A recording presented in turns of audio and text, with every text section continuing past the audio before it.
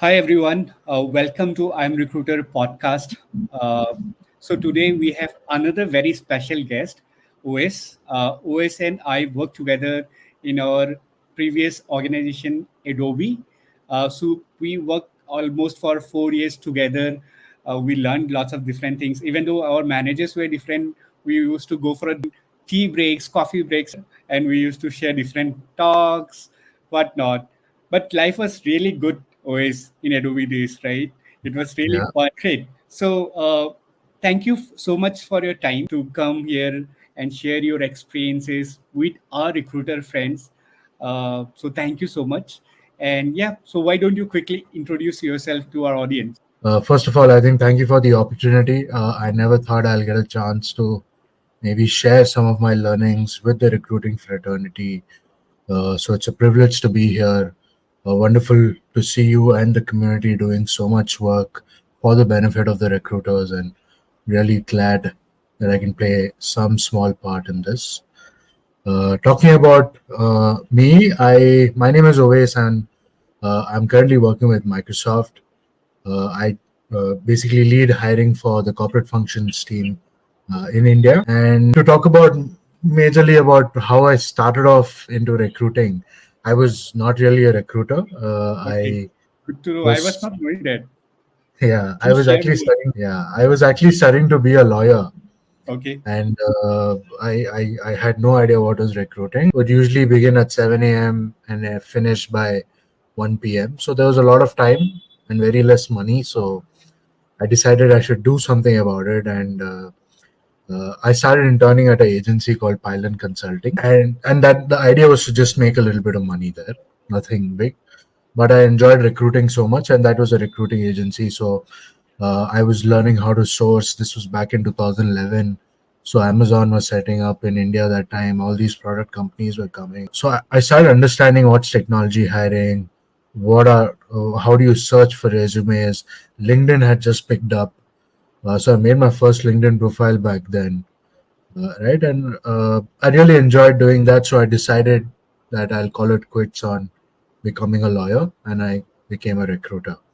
And I spent about 3 years at that agency where I set up a foundation, and then I moved on to an analytics company called WNS. Did a little bit of analytics hiring there, and then I met you in Adobe, and Adobe spent close to 5 years there, and had a chance to work across skills right from consulting to product management, design, technology. And I did learn a lot from you too when I picked up and moved to the technology hiring team. I remember doing those batch days on some of the weekends, yes. different floors, and we would have lunch together. I think amazing time there in sort of, understanding what's technology hiring, and also dealing with stakeholders. And I think at Adobe, I also had the opportunity to look at beyond recruiting and look at how to build a lot more inclusive processes and more diverse pipelines. We'll talk about it more Sure. maybe during the podcast. But once I did that at Adobe, I had an opportunity to join Google for a short while. At Google, I was managing hiring for the Google Apps team, Okay. and I think uh, one. And at Google, I also started to focus a lot on neurodiversity. So I ran a couple of programs where where we created some awareness for Google India in terms of the different kinds of neurodisabilities, and what's ideally the approach towards it beyond hiring, right? And then I joined Microsoft. At Microsoft, I pivoted into sales and consulting hiring, Okay. and at Microsoft also I was doing a lot of volunteer work for their program, which is called the GIFT program, which was again towards a little bit skewed towards neurodiversity talent and persons with disabilities. So I did a little bit of hiring there. And then unfortunately, my role got impacted in 2020 April. And I was immediately able to land something with a bank, and my first time at a bank called Okay. Capital One. So that was a whole new learning there, pivoting from, while it was still technology hiring, pivoting from product to banking was a whole new learning for me. So understanding how banking works. I spent about a year at Capital One, and here the focus was majorly on building up a whole new team in India. So I got an opportunity to sort of work in a startup mode at Capital One. And then now I'm back at Microsoft, heading the corporate function team for India. I manage hiring for finance, legal, and HR roles. First time completely outside of tech, but I thought it's time for me to do something completely new. So it's again a learning mode for me, and I'm enjoying that. So looking forward to how this goes, Professor. Sure, sure. Great introduction, Wes. Thank you for sharing those. So definitely, it's very interesting to know that how a lawyer can become a recruiter as well, right? Yeah, So yeah, if OS can become a recruiter from his law degree to a recruiter, so I believe anyone can become a recruiter, right? yeah, no doubt. Thanks, OS, for the detailed introduction. It was pretty interesting to know how you have started from being a law graduate to recruitment, and that too with some of the branded company like Google and Microsoft as well. Great. We'll try to deep dive a little bit more about those companies, what you have done, how you have cracked the interviews as well. Yeah, But before that, you also mentioned like about neurodiversity little bit, right? You have yeah, also spoke about multiple different parameters in terms of hiring, right? In yeah, Adobe yeah, days, you have been into tech hiring, you have into mm, sales hiring, you have into multiple different hiring altogether, right? yeah, So I just wanted to know, first thing is about neurodiversity. Second thing is about like being a recruiter, how do you feel the flavor of hiring different skill set with different function altogether? yeah. I think talking about neurodiversity, right? So there are a couple of ways to look at it. And as a program, when you run it as a program, there is a lot of cross-functional collaboration that we'll have to look at. For example, first of all, to start with the basics, it's important to identify what roles can we target, right? So it need not be. It has to be varied and very diverse set of roles. It cannot be just one aspect because neurodiversity requires certain amount of accommodations to be made. So once we've identified, it's important to work with other recruiters, understand what are some of these roles, and once you've identified those roles, a lot of the interaction with the industry can begin with right from sensitizing the audience. Right, Yep. when I talk about audience, it could be hiring managers, interviewers, and anybody else involved in the process. For Okay. example, getting us very basic training on sign language, Yeah. right? Or understanding what are the different kinds of neuro disabilities and what are some of the accommodations that need to be made, maybe even during an interview. And once we have these basics ready, there are a couple of agencies that we worked with back in Google and in Microsoft to get a lot of these folks to the to interact with some of these companies, understand what are the jobs available, and then put them through an interview process. It's also an inclusive interview process, so it's important that there is generally no difference between how we are assessing them, but it's more important to look at how they are faring in an interview, and not assess them based on what kind of background they're coming from, but merely assess them on the outcome of the interview. Okay. But I think uh, the sum total of all this is, even if you're not able to hire for this role, I believe we have at least created an inclusive process by having everybody involved in the process participating and understanding the inclusiveness that it brings. And I think to Yes. answer the second question, which was about how can someone or how should someone manage working across various skill sets, I think it all boils down to going back whenever you're picking up something new. There are a couple of ways to look at it. Every time you're hiring for a new skill set, uh, I believe I'm a strong believer of growth mindset. I go into it thinking that I don't know anything about this, so I'm gonna learn everything, and I'm gonna only grow my knowledge and learn something that's completely new and something that I've not done. So that way, I'm able to ask a lot of questions right at the beginning. For Okay. example, Abdullah, if I was taking something over from you and I was doing it for the first time, I'd probably bug you with a lot of questions and get an understanding of things. The second thing is to look at a lot of historical data, right? We all have fancy ATSs, be it Workday or whatever that we use. So there's always a lot of historical data that we can go and look at, pull reports of, let's say if I'm hiring for product management, understand what were the positions that we hired for, what are the organizations these people came from in the past, what were these candidates, and then talk to some of these people whom we have hired. I also try to do a lot of cold calls Okay.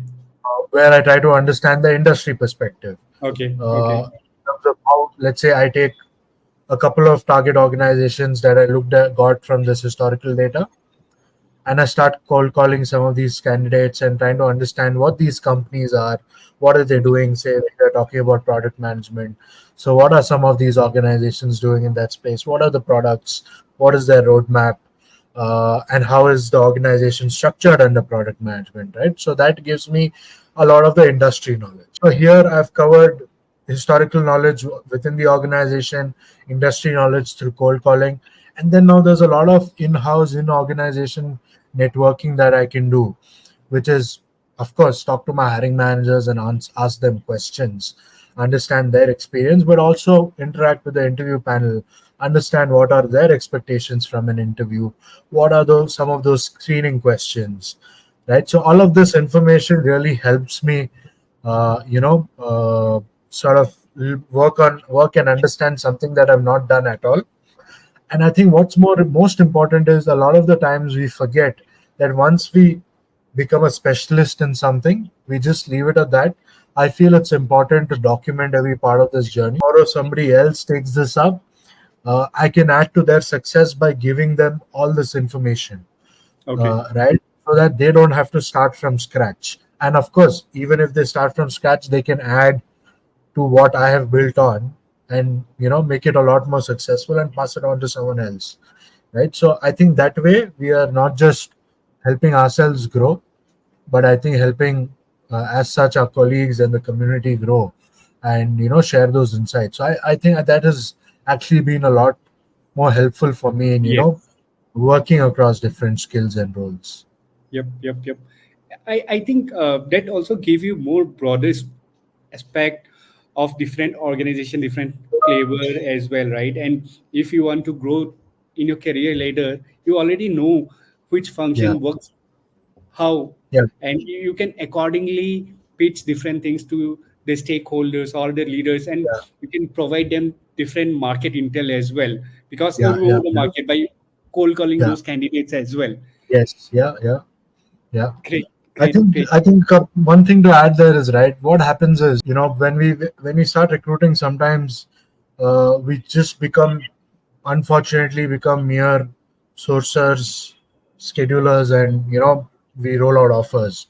But I think what's important is to be consultative with our hiring managers, because that's what builds confidence, right? And trust. For a hiring manager to build trust with a recruiter, it's important to have that time and consistency going into it, and that with the help of data, right? Like, even before a hiring manager wants to open a rec, if we can go to them with some market intel saying, okay, this is the skill and these are the target organizations and these are the number of candidates in these target organizations sitting at these compensation ranges, it makes so much more impact for the hiring manager and the trust that they'll get in the process, because the hiring manager is always complaining about time, that they're not closing roles fast enough, and they always want to close positions as of yesterday, right? And having this data helps them understand that, okay, it may not be so easy to attract talent because there might not be so many people available, Yeah, right? yeah, yeah. So that sort of builds a little more trust as well apart from my learning, it helped me build some trust with the hiring manager as well. Great, great insights and great input, Ways. I think definitely market research, market intel before meeting your hiring manager or stakeholder is very Yeah, much important to build that trust and relationship, right? yeah, And once yeah, you no, build that trust and relationship, it's easy to guide or advise the hiring manager. yeah, yeah, yeah, yeah.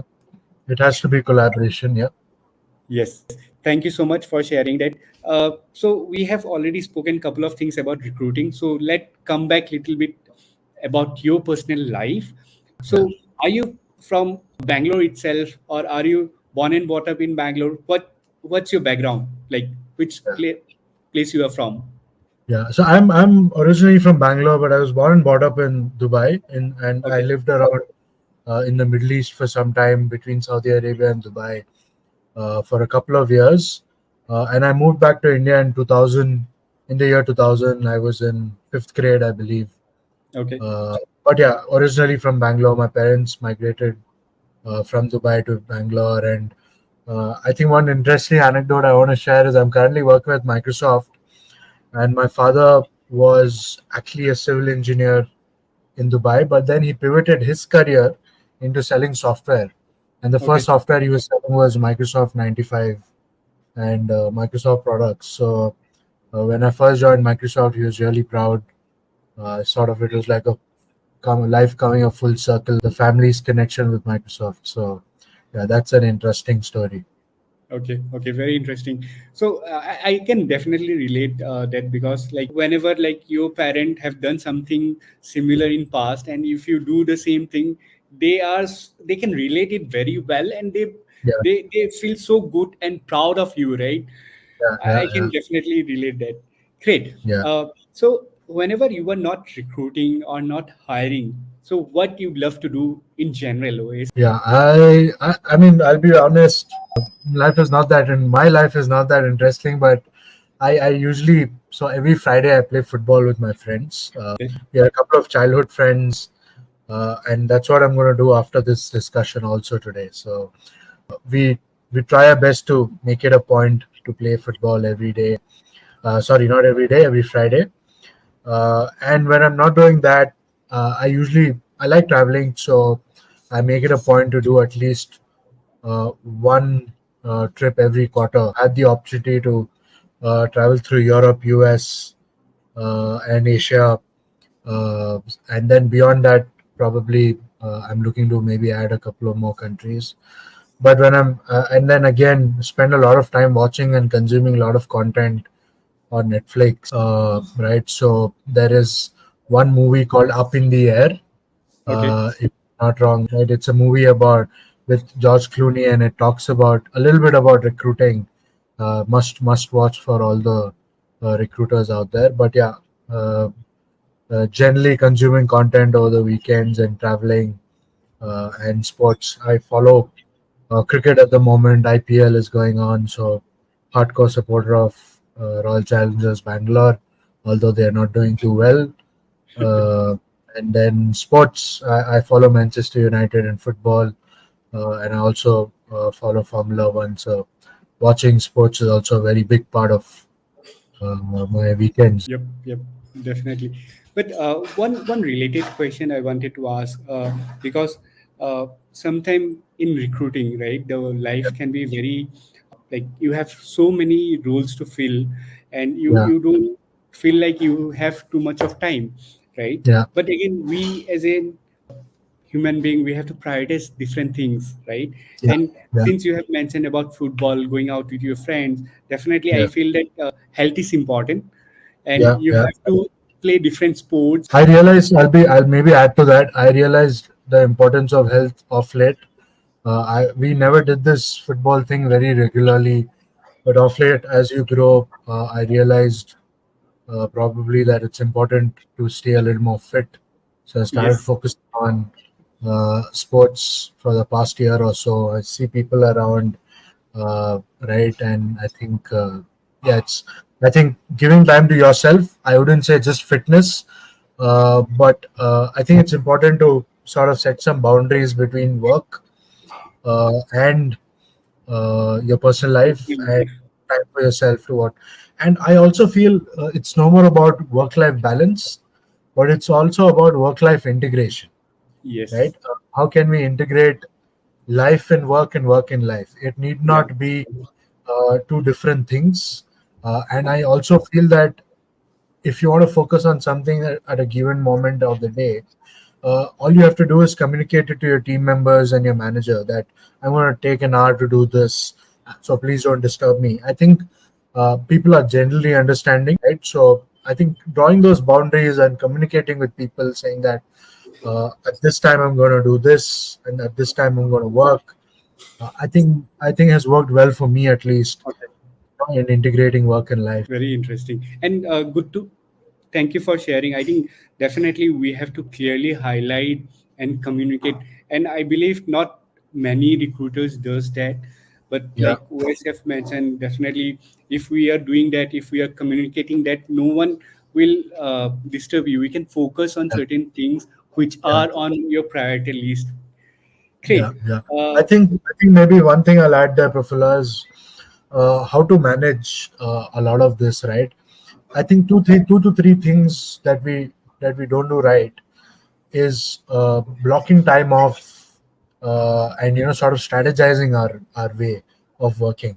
For example, I spend most of my early days of the week doing a lot of screening and calling and talking to candidates, and then I block probably the mid part of the week to do a lot of hiring reviews and updates for stakeholders, and the next couple of days, which is usually Thursday and Friday, to work on a lot of programs beyond recruiting.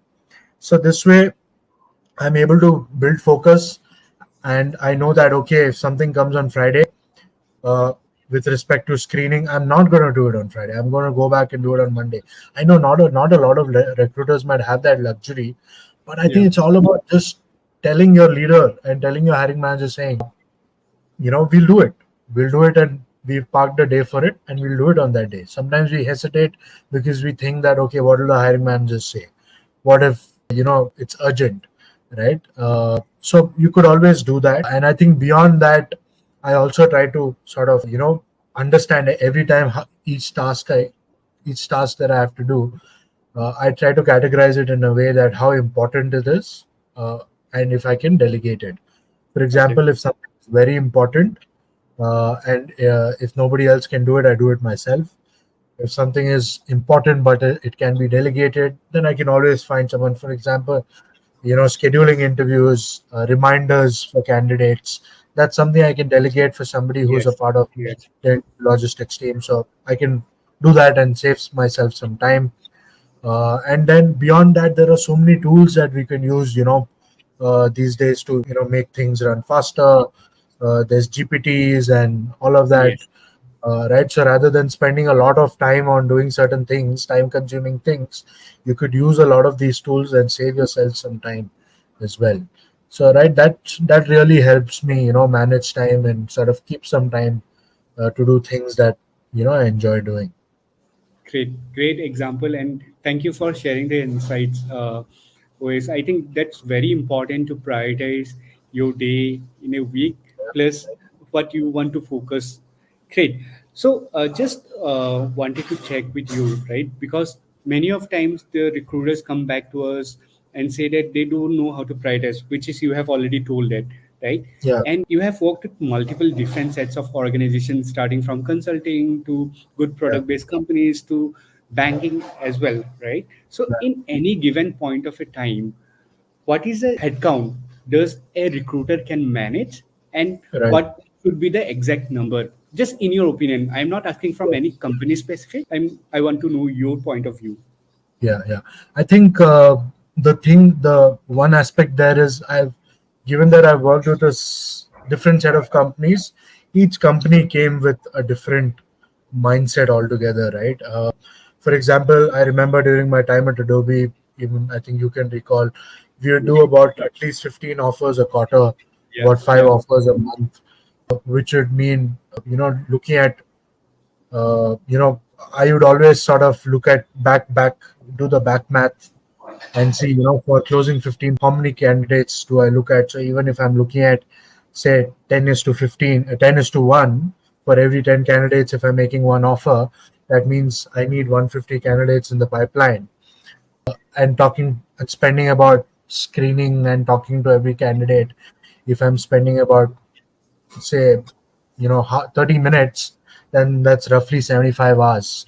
So I do that math and spend the first part of the quarter extensively in sourcing, right? So that in the first month I have my pipeline ready, and Ready. then I'm actually sort of using that pipeline and just managing them through the interviews, and then working on projects and programs as well, because there is some amount of time that needs to go in there as well. But of course, this sounds good in theory, but you're working on continuous requisitions that are continuously coming, and Yes. sometimes recruiters are ideally working on more than 15 recs. Some of us probably in tech are working on close to 50 to 100 recs, right? So I think it's all about prioritizing in a way that there are certain recs where the skill set remains the same, so automating screening there is very important, Yeah. right? So you screen resumes and use your mail merge options to sort of send out job descriptions to all of them and get in responses. Use various kinds of forms, to sort of do those bulk screenings. And those niche roles that you have, then you can start spending a lot more time on that, right? Always do the back math. I would say always calculate backwards from what your target is or what is the number of positions that you have. Now, if I talk about my time at Google, it was fairly different. I had to make 5 offers in a quarter. That also was very difficult just because of how high the hiring bar was. It was very difficult to meet that number, also because there was so much of time being invested in not just activating candidates but putting them through a prep, and then post they're going through their interviews. There's so much more time at Google that goes in preparing something called a hiring packet, which is all the feedbacks and all of that, and just finding a team for that particular candidate. So it's different at different organizations, but the basic way to start is to look at what are the number of positions that you have, Okay. and do that backward calculation on how, and you could look at your historical data, right? In the past, to make one offer, how many candidates did you look at, how many went for interview, and how many were offered? Looking at that, you will understand, okay, I need to source these many folks. And if at one point it becomes impossible, one of the most important things is to ask for help. One thing we don't do is we end up thinking that we are responsible for everything and we shouldn't be asking for help and we should do everything. I don't think that's the right approach, because if that happens and if a recruiter is too overwhelmed, the chances are that they may not be able to fulfill everybody's expectations. So That's idea is to true. ask for help. Idea is to delegate where possible. Idea is to automate where possible. When I say automate, use some of these tools, right? Sometimes for a lot of volume based roles, you need not pick up the phone and call everyone and have a detailed conversation. Yeah. You Yeah. could probably do a mail merge and send out job descriptions. You could send a form that has a certain set of screening questions.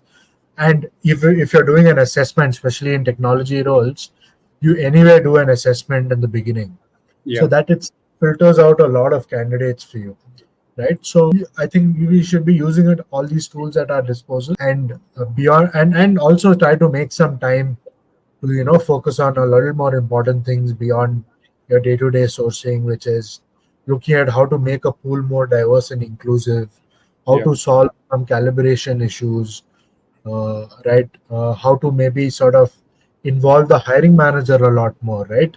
Sometimes getting the hiring manager to work with you on sourcing will give the hiring manager some perspective. Different perspective altogether. Like, hiring manager might think, okay, I know there are so many people in the market. Why am I not getting resumes? But they might Yes. come on LinkedIn and sit with you and see there's hardly anyone, there's hardly anybody responding, and that changes their perspective entirely, and they Perspective. might start appreciating the kind of effort you put in, right? So I think these exercises really help manage that entire workload. Totally agree. And I definitely agree your point, which is like asking for help. We Yeah, recruiter most of the time feel yeah, that we are the owner and we are yeah, responsible. We have to get it done, but that's not true, right? Even yes, when I have grown, I have learned that thing. But again, it yeah, was not easy shift altogether. It takes yeah, time, but you yeah, have to start thinking accordingly, yeah, yeah, right? yeah, yeah. I agree. And I also wanted to share that once we grow in a career, we have to talk to more and more people to Yeah, understand different people's perspective, because everyone has their own unique style. yeah, Everyone has their own sets of learnings, right? We all yeah, can combine and share the problem instead of starting from scratch. yeah, yeah, Great, yeah. but Great. definitely great insights with all those pointers which you have mentioned. It's Yeah, very useful, and I think our audience will love if we like share this content with them. They would love all whatever you have shared. Great. yeah, yeah, So you also mentioned about AI, right? You also yeah, mentioned about GPTs, right? yeah, So can you also share a couple of ways, right, how recruiters can prioritize, or let's say starting from job description to reaching out candidates to scheduling their interviews, what are yeah, the different approaches a recruiters can take? Although a different organization have their own sets of budget, but again, like yeah, there are lots of different free tools available as well. So just need yeah, your opinion. yeah. I think so. See, there are a couple of ways to look at this. There is a lot of noise around in recruitment. AI might take away some of the roles, right? But I don't think we have seen a lot of it yet. I view AI in recruitment as a very valuable tool, and if utilized ethically and responsibly, it can streamline processes, improve efficiency, it can enhance candidate experience. So a couple of things that I feel, right, I'll probably take two approaches to this question. First is what can we have, but is not happening. For example, now there is so much more time going into screening candidates, interacting with candidates, and scheduling candidates. Uh, but this is probably one space where AI can probably make the most impact, but has not as of now. Right? For example, if the ATSs can just interact with something as good as a LinkedIn Yeah. and various other job boards and start recommending candidates, that would sort of take away so much more time that goes into sourcing. But I also see that there's a lot of AI in drafting, emails, Emails, drafting yeah. emails and drafting sort of content that is more sort of convincing, can influence a candidate to respond. So that's one good place to use GPTs and all the AI tools integrated on LinkedIn, Outlook, and all of that. Beyond that, I feel that AI can do a lot in interview scheduling, because currently there is so much more time going into just getting interview slots from a hiring manager, interviewer, and a candidate. I think it can be done on one click of a button. There are some tools that are doing it. For example, I've used Calendly, Yep. and then there's booking feature on Outlook now, which helps me book calls with candidates at one click. Okay. But I've also seen certain ATSS, without naming them specifically, which can, where I can just trigger a candidate's interview, and the hiring manager gets a notification and the candidate gets a notification, and both of them are able to book a time for an interview uh, with just one click without making a lot of calls. So that saves a lot more time. So I think organizations should explore some of this. There is a lot of AI going into maybe JD's job descriptions, making more inclusive job Yes. descriptions, grammatically correct job descriptions. There's a lot of AI going into reaching out to candidates, and then there is some amount of AI going into sourcing, basically on LinkedIn and various other job boards. Yeah. But I feel some of the more repetitive day to day tasks are not automated yet Yep. when it comes to AI. I personally have used just these calendar management tools and GPTs for drafting better communications, right? Be it for candidates, be it for hiring managers, reports, right? So I use GPT to read whenever there is an escalation. I use GPT a lot to convince my hiring manager with data. Of course, it cannot be just language, but I think it's important to talk about data and keep the communication dialogue going, right? So majorly I've used, and I know that there is a lot more that a lot of other recruiters do. I feel I've lagged behind a little bit in adopting AI personally, right? But there's so much more that recruiters can do. Yes, and I think it can save lots of our time just doing the operation task. And Yeah, instead of that, we can focus on much better thing like advising our yeah, hiring manager or doing different researches and all, so yeah, that we yeah, can free out our time and we can focus on our growth part as well, where we want yeah. to head ahead. Yeah. And I think, see, a lot of that also, there is something on LinkedIn Insights, Yeah, which comes with the LinkedIn Recruiter license, which gives us a lot of idea. And given that a lot of talent is available on LinkedIn now, using some of these insights, it might not be entirely AI, but it is definitely a good mode to start with in our conversations with hiring managers, right? And some of it can be run as a template, and you don't have to create a lot of it again and again, right? So you can have it ready and every recruiter on your team can use it. Every hiring manager who comes for that particular skill can use it. So it, you don't have to go back and go through Excel sheets and do pivots and VLOOKUPs to constantly again and again to get some market intel. agree, agree. Great. So one of the very interesting question I keep hearing from some of the young recruiters or sources mentioning that, hey, someday I want to uh, be a recruiter at Google, or someday I want to be a recruiter at Microsoft. So Yeah. you have been there in those Yeah. companies, those organizations. So any suggestion or tips you want to give them how to prepare for interviews, right? What are the things they can do so that they can be part of those organization as well? I think that's a great question, Prafulla. And I'll be honest, it's not really rocket science when it comes to interviewing with product companies. I think there is a general philosophy or an interviewing philosophy that every uh, company follows. And I think what's important is to understand that philosophy. When a recruiter decides to sort of look for opportunities, yeah, and if they have a couple of organizations that they want to target, it's important to go back and start looking at an organization and see what each of these organizations interviewing philosophy is. For example, Microsoft talks a lot about the growth mindset.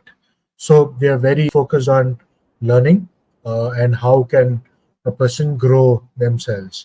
And each organization is usually assessing candidates on certain principles, right? So every organization has certain principles. So it's along with understanding the interviewing philosophy.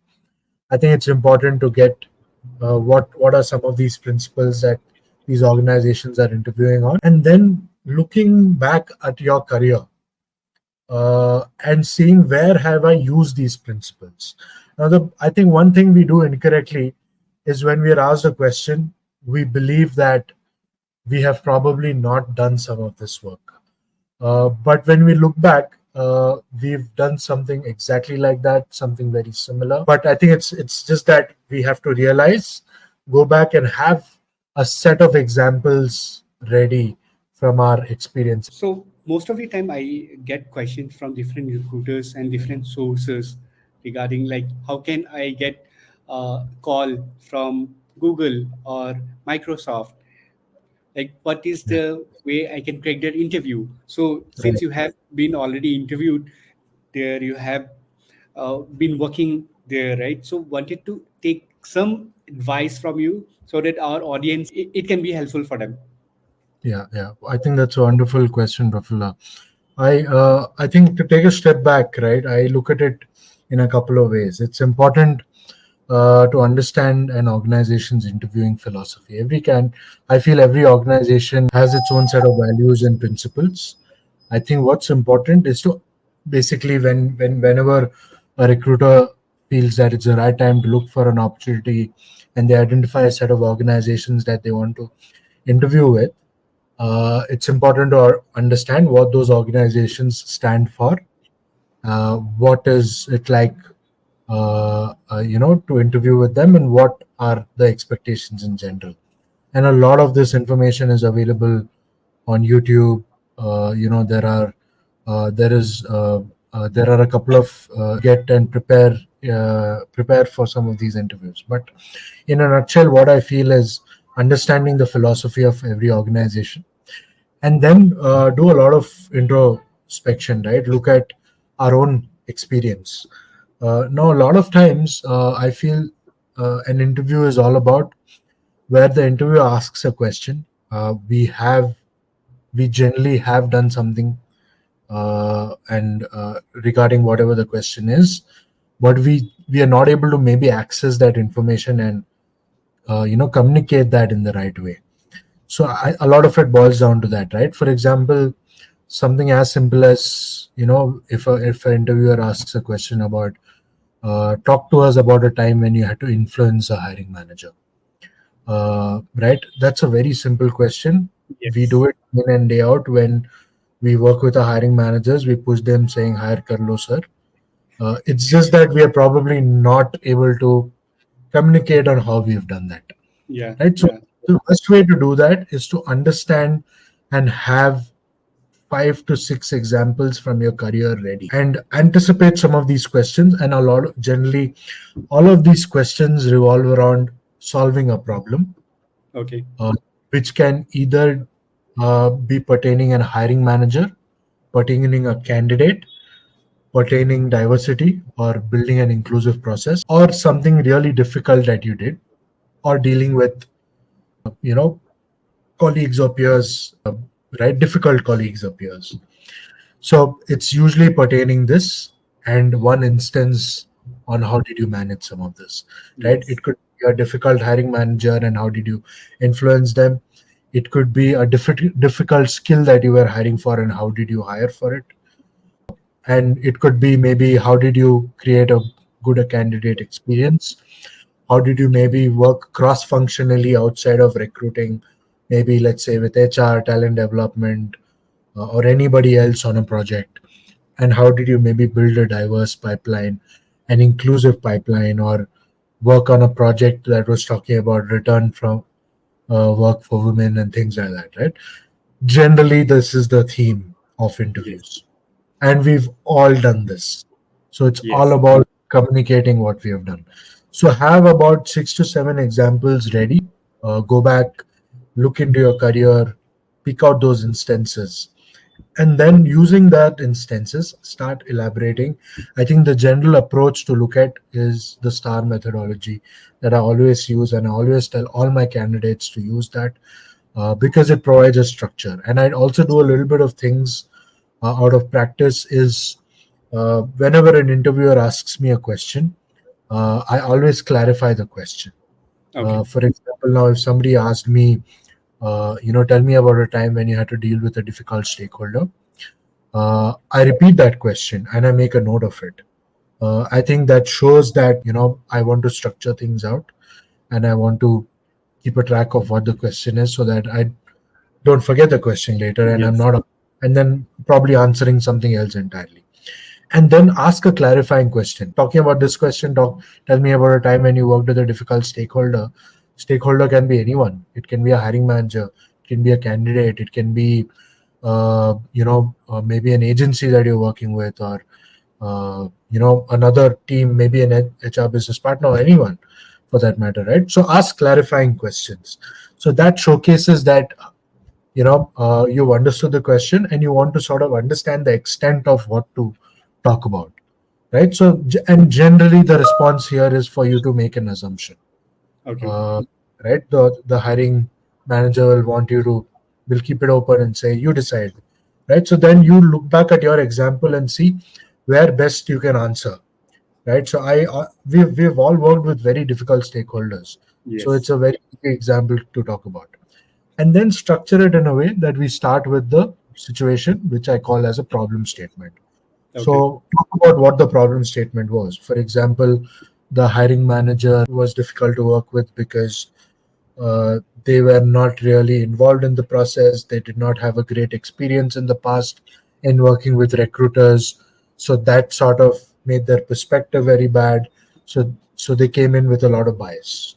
So that was the Okay. problem, right? And then you start looking at what was the task that you did and what was the action that you took. So in task, I I feel everybody should look at a couple of aspects, which is research and data. Okay. Base thing on what data they looked at, be it historical data available on ATS, be it market intel data available through LinkedIn, talking to candidates, all of that. Right. So I did my research, I gathered all this data, and I went to the hiring manager to build more trust. Right. And then that probably helped the hiring manager understand a couple of aspects, and sort of then the hiring manager started trusting the recruiter a lot more, and then talk about what was the result, saying, okay, I was able to fill the position in so many days, or I was able, right, quantifying it, like so many days, so many candidates, faster turnaround time, and all of that. Maybe reduced the number of interviews, candidate hiring manager was more invested in the process, and aspects like that. And after the result, I think one extra thing that we should also add is what is the learning Okay. that we have, right? So learning is, I think my biggest learning is, there is a saying in Hindi called "घोड़ा अगर घास से दोस्ती कर ले तो खाएगा क्या." So if a hiring manager becomes a recruiter's friend, then how will the hiring manager hire for their roles? So I think the best thing to realize is hiring manager has nothing against a recruiter when they escalate. All they want to do is hire for their positions, and hire the best talent. So I feel we should not take anything personally, but rather appreciate that a hiring manager is taking hiring so seriously, Yes. uh, uh, keeping that as a learning, not getting too personally involved, and the goal should always be to hire the best talent, right? What's best for the, and look at what's best for the organization always, right? I think keeping these couple of things and keeping this structure helps you give out the right information during an interview, right? And then, of course, preparation, right? So, going into the interview with a lot of prep, like knowing who's your interviewer, look through their LinkedIn profile, understand what they're interested in. That helps you sort of do a conversation. I'm not saying that, prepare and understand what is the revenue of the company.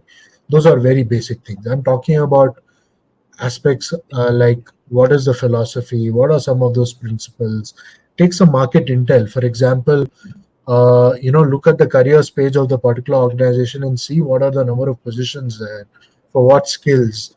Do an analysis of that, and then do a market intel of that, saying, okay, I saw that on your careers page you have, for hypothetical questions, you can say, okay, I saw on your careers page you're hiring for so many developers with full stack experience, and I see that these are the companies that we can target, and these have so many folks with full stack Python and all of that, right?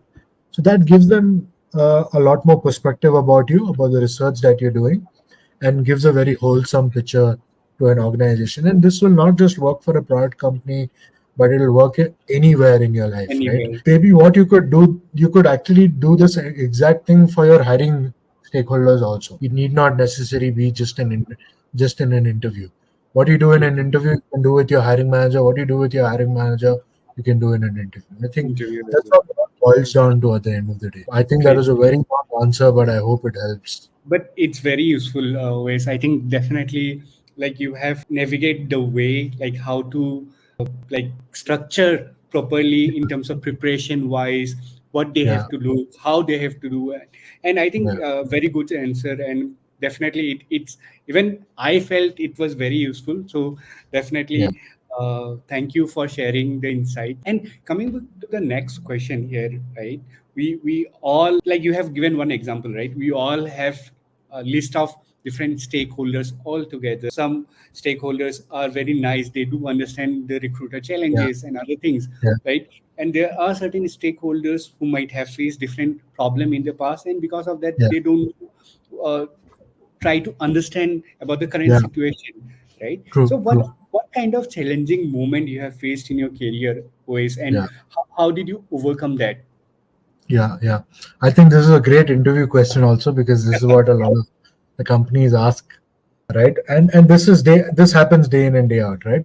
I think the first thing, beyond talking about a specific example, I'll probably keep it a little generic, right? So the first thing to understand, like I said, is, I mean, of course, building a relationship is important, but it's important to understand that a hiring manager's first job and the most important priority is to hire the right talent, Yes. right? Of course, they also want to build a relationship with a recruiter. They also want to be friends with the recruiter, but that's not their core priority. The priority is hire the best person for the job. So the earlier a recruiter can realize that, that's important, because once we realize that, everything else you can forget, right? It doesn't matter if a hiring manager is not sweet to you and not, cracking jokes with you. It's completely okay. What boils down to is then how we sort of navigate through that relationship. Now, a couple of aspects that I find very useful there is when a hiring manager has a certain approach or a perspective with a particular recruiter, it's usually because of their past experience. Probably the previous recruiter was not very responsive. They probably did not get the kind of support they were looking for back then, and that generally sort of creates some sort of bias between the hiring manager for the hiring manager when collaborating with another recruiter. And a couple of ways to address that is, I always, and I learned this from one of my managers back in Google, where trust equals consistency and time. Now, to build trust, it cannot happen overnight, Yep. and it has to be consistent. So you have to consistently do something very regularly and for a very long time. So to start off with, don't have expectations that overnight my hiring manager will start trusting me, but rather work towards it one day at a time. And in that one day at a time, do a lot of interactions when we communicate. Do a lot of mindful listening rather than just listening. Try to do a lot of informal catch ups. Have a lunch to break the ice with the hiring manager, right? And go with the mindset that I'm not here to judge. I'm primarily here to listen to you and understand what are your challenges. And I'm not going to talk about anything. I'm not going to defend anybody or judge you, but basically just listen to you. Once you have that understanding, you can always come back to the drawing board. And there are two things to look at over here. One, data, because nobody says no to data, right? If you Yep. show people data saying, last time this is what went wrong, but this is how we can fix it through the help of data. For example, last time probably the interviews happened very late, because of which the hiring timeline became very long. Now the interviews can happen late because of interviewers' unavailability, but then it comes across and looks like the recruiter was not fast enough. If you can go back and showcase that data, maybe the hiring manager didn't understand that last time and they understand that now. Sometimes it's usually that data that can help. And then, of course, not just the data and, but also go back with the solution saying, okay, last time if interviews took more time, how can we recalibrate that? How can we have a lot more interviewers, a lot more structure during the process to pace that up? So go with the solution. And one more really good way to get a hiring manager's sort of involvement is to look at their directs and how involved can we get them into the process, because usually I've had this opportunity whenever I work with a leader, I work very closely with their direct reportees, because once I'm able to get them convincing, they help me in getting the leaders approval for anything, right? So I use that same data, get their direct reports involved, get them to sort of on my side, and then go back and take the hiring manager's approval for whatever it is, right? So this has sort of helped me build some of those relationships, sort of even mend some of those relationships that might have not gone well, right? Doing some research, data, getting a lot more others to be involved. Now, beyond this, also, there might be hiring managers, very few, who might just not be, involved or not that invested in the process. There, I probably use two things which probably I wouldn't recommend, but should be the last resort, is talking about scarcity, right? And talking about the fear of being left out, right? FOMO is what we call fear of missing out. So I start talking to these hiring leaders about there's no talent available, and of course, I start talking about, the dropout ratio, the offer decline Yeah. ratio, Yeah. Yeah. how it's difficult to convert talent, how the market is hiring, right? So then they start understanding that if I not invested, I may not find my right talent, or it might take more time, right? So then they start feeling that fear of missing out on talent. If that also not works, then I start going into, I probably go to some of these staff meetings, and I highlight how some of the hiring managers are doing really well because they are invested in the process. Yeah. And Yeah. that in turn makes them realize that, okay, my peer is way ahead in their hiring, and I'm not, right? So some of these aspects, sort of structure it in a way. Start off with a dialogue, start off with data, having these uh, direct reportees involved. If it doesn't work, talk about FOMO, talk about, getting some of the peers involved, and all of that, right? I think generally this has helped me be a lot more successful in my relationships with my hiring manager. Great answer. And I think detailed one, definitely whatever you have told, even I have used similar way Yeah, whenever I face similar situation, but great answer.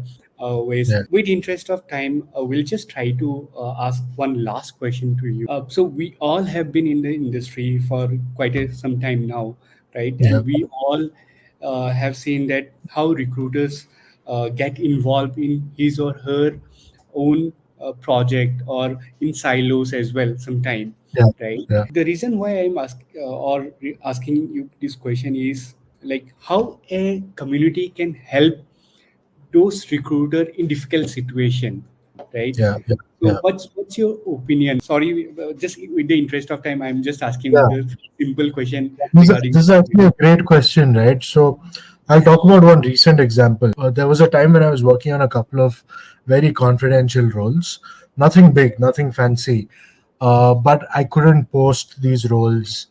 And what came to my rescue was a community of recruiters where I spoke to some of these candidates over a week, not candidates, sorry, some of the fellow recruiters, and over a weekend, and I had some really good names that I could reach out to in just a couple of days. Right. So that's a very transactional thing that I'm saying, yeah. or from looking at it from a very small lens, but looking at it from a very larger lens. One of the things that makes a recruiter the most successful is networking. Now, when we talk about networking, it's not just going to events and being a part of a community, but really sharing your experiences. Something like what we are doing today, and this is one of my first opportunities to do that. And I'm really glad that we are doing that. And it's important to be involved. And LinkedIn is such a great platform to go back, network, connect with fellow recruiters. And there are a couple of ways, right? Couple of things to extract from. One is not only insights and what's happening in the industry, but we also learn so much more and gain so much more perspective. For example, Prafula, everything that you're doing, there was so much more understanding that I can get on what I could go back and do in my organization from a inclusion perspective, from a diversity perspective, and then the kind of work that I've done, preferably in the neurodiversity space. Some of that, another recruiter can take and go back and do it in Yes, their yes. organization, right? So just that sort of helps us look at going beyond our day-to-day recruitment work and understand where can we add more value. I strongly believe that networking helps in two ways: is how to build using others' success.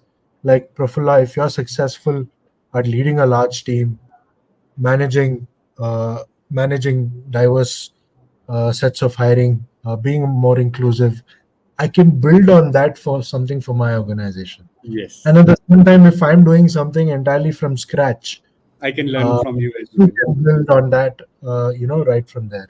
I think that's one of the most important things about networking, right? It's just not about going to an event, collecting goodies, and going to the booths and meeting friends. Of course, that's the best part of it. But I think I strongly believe the learning that it brings, and just how knowing about what getting those insights, knowing about your community, knowing about the talent market, right, brings in a lot more expertise. And then sort of you can go back and use that in your day-to-day job. I feel that strongly helps. Yes, yes, definitely. Networking and learning are two of the very important thing, because market is evolving so Yeah, fast that if yeah, we don't network, then we are lacking behind in some of the other things which other people are learning. And again, yeah, we have to keep learning, unlearning continuously to yeah, grow in our yeah, yeah, career. yeah, yeah. Great, And and great. and if somebody, right? So, for example, if I ever need to come back and work in the semiconductor industry, which I have never, I might come back and talk to you or somebody else, and I might gain so much more perspective, right? Yes, Rather than just going into it blindly. And I feel that recruiters should do different things rather than sticking to something very specific for a very long time, because that's how you build, build a much stronger resume, much stronger skill set. totally agree. Totally agree. Great. So thank you so much, OS, for your time. Really insightful discussion, I would say. I personally have learned lots of new things as well. Few things I have done in my past, but I would have missed. But with our Right. discussion, it all came back again, having your perspective. What are the different things I could again do? Because we keep on doing same thing and we miss out lots of different perspective. So Yeah, great perspective. Thank you so much, and looking forward for a similar kind of discussion in our yeah, future podcast. But yeah. thank you once again. Yeah, I think Prafulla, thank you so much for the opportunity. Thanks to you and all the effort that you and your team is doing for I am a recruiter. I see great potential, and I'm so glad that I'm a part of this. I got a chance to share whatever little knowledge I have, and I would encourage fellow recruiters to reach out to me and to reach out to you if they have any questions at any point of time. But it's been a privilege, and wishing you the best for I am a recruiter, and wishing everybody the best of everything. Thank you so much. Thank you. Thank you so much, always. Bye bye. Have a good day. Bye.